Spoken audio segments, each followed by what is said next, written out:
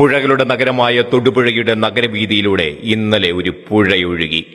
ചിലപ്പോൾ ശാന്തമായും മറ്റു ചിലപ്പോൾ പ്രക്ഷുബ്ധമായും ഒഴുകിയ പുഴ പിന്നീട് ഒരു മനുഷ്യ സമുദ്രമാകുന്നതും ഈ പട്ടണം കണ്ടു. കടലിനെ അറിയാത്ത തൊടുപുഴ ഒരു മനുഷ്യ സാഗരത്തിന്റെ ഇരമ്പലെറിഞ്ഞ ദിവസമായിരുന്നു ഇന്നലെ ഓഗസ്റ്റ് മാസം 1-ാം തീയതി.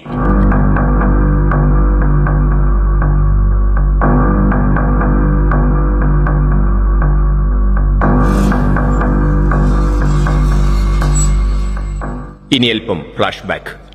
തൊടുപുഴയിൽ നിന്നും 1795 കിലോമീറ്റർ അകലെയുള്ള ഛത്തീസ്ഗഡ് സംസ്ഥാനത്തുള്ള ദുർഗ് റെയിൽവേ സ്റ്റേഷൻ.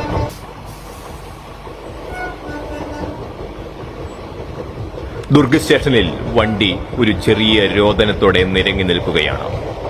ഈ റെയിൽവേ സ്റ്റേഷനിൽ 8 ദിവസം മുമ്പ് 3 ക്രൈസ്തവ പെൺകുട്ടികളുമായി ആഗ്രയിലേക്ക് പോകാൻ കാത്തുനിന്ന 2 കന്യാസ്ത്രീമാരെ അകാരണമായി അറസ്റ്റ് ചെയ്ത് അഴിക്കുള്ളിലാക്കി ഇന്ത്യൻ ഭരണഘടനയെ പോലും വെല്ലുവിളിച്ച് നിയമവാഴ്ച ബജ്രംഗ്ദൾ എന്ന ഭീകരവാദികളുടെ ഉള്ളംകൈയിൽ വെച്ചുകൊടുത്ത് ഇല്ലാത്ത മനുഷ്യക്കടത്തിന്റെയും മതമാറ്റത്തിന്റെയും കുറ്റം ചാർത്തി ജാമ്യാപേക്ഷ പരിഗണിക്കുന്ന കോടതിക്ക് വെളിയിൽ പോലും കൊലവിളികൾ ഉയർത്തി ഈ രാജ്യത്തെ ന്യൂനപക്ഷത്തെ അങ്ങ് ഭയപ്പെടുത്തി കളയാം എന്ന് വ്യാമോഹിക്കുന്നവർക്ക് ഒരു താക്കീതായി കേരളത്തിൽ അങ്ങോളമിങ്ങോളം അരങ്ങേറുന്ന പ്രതിഷേധ സമരത്തിന്റെ തൊടുപുഴ അധ്യായവും ഭാരതത്തിലെമ്പാടും കന്യാസ്ത്രീകൾ നടത്തുന്ന ജീവകാരുണ്യ പ്രവർത്തനങ്ങളെ മനുഷ്യക്കടത്തെന്നും മതം മാറ്റിലെന്നും മുദ്രകുത്തി നിലവിളിക്കുന്നവരുടെ ഉള്ളിലിരിപ്പും പറയുകയാണ് പോസിറ്റീവ് സ്റ്റോക്കിന്റെ ഈ അധ്യായത്തിൽ. ഈ അറസ്റ്റിനെ ഒരു അവസരമായി കാണുന്നവരുടെയും ഒരു ആഘോഷമായി കരുതുന്നവരുടെയും ഒരു ആയുധമായി ഉപയോഗിക്കുന്നവരുടെയും കപട നാടകങ്ങൾ കൊണ്ട് നമ്മുടെ മാധ്യമ പ്രതലങ്ങൾ ആകെ അഴുക്കുപിടിച്ചിരിക്കുകയാണ്. കൊലവിളികളും ജയിലറകളും കള്ളക്കേസുകളും ഒക്കെ കണ്ട് മാളത്തിൽ ഒളിക്കുന്നവരാണ് ഈ നാട്ടിലെ ക്രൈസ്തവ ന്യൂനപക്ഷം എന്ന് സ്വപ്നം കാണുന്നവരുടെ ഇടനെഞ്ചിലേക്കാണ് ഈ പ്രതിഷേധ യാത്ര. തങ്ങളുടെ 2 സഹോദരിമാർ അഴിക്കുള്ളിലായപ്പോൾ അവർക്കായി തെരുവിലിറങ്ങുന്നത് ആയിരങ്ങളാണ്. 2 സന്യാസിനിമാരെ നിശബ്ദരാക്കിയപ്പോൾ അവർക്കായി 1000 കണ്ഠങ്ങളിൽ നിന്നാണ് ശബ്ദം ഉയരുന്നത്.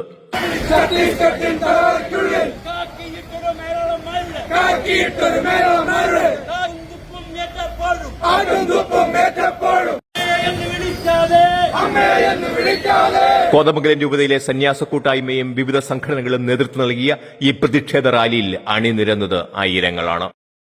നാം ആരും അക്രമം നടത്താൻ വേണ്ടി വന്നിരിക്കുന്നവരല്ല, ആരെയും ദ്രോഹിക്കാൻ വന്നിരിക്കുന്നവരല്ല, നമ്മുടെ ആയുധങ്ങളൊന്നുമില്ല.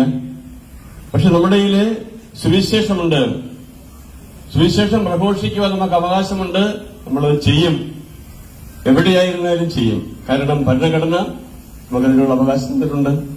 നമ്മുടെ ദൌത്യമാണ് ക്രൈസ്തവരെന്ന നിലയിൽ നമുക്ക് ലഭിച്ച ആ സുവിശേഷ സന്ദേശം ലോകമെങ്ങും പ്രഘോഷിക്കുവാനുള്ള ഉത്തരവാദിത്വം നമുക്കുണ്ട്.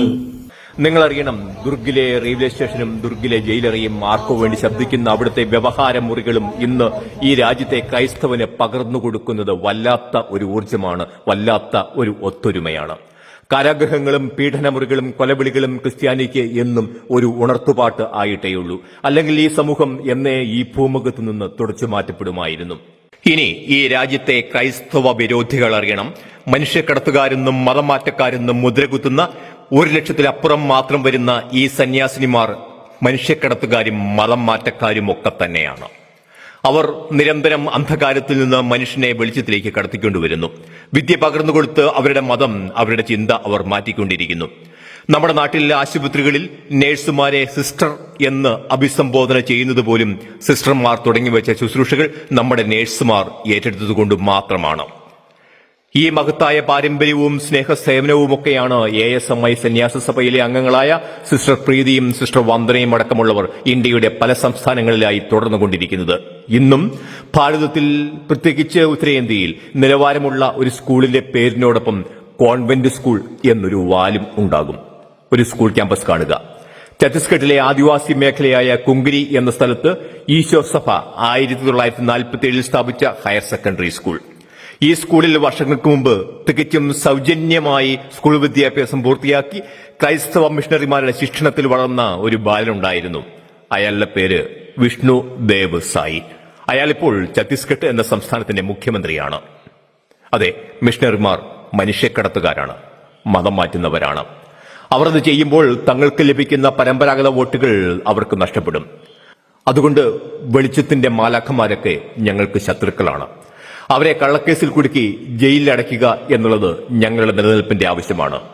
സിസ്റ്റർ വന്ദനയ്ക്കും സിസ്റ്റർ പ്രീതിക്കും ഐക്യദാർഢ്യം.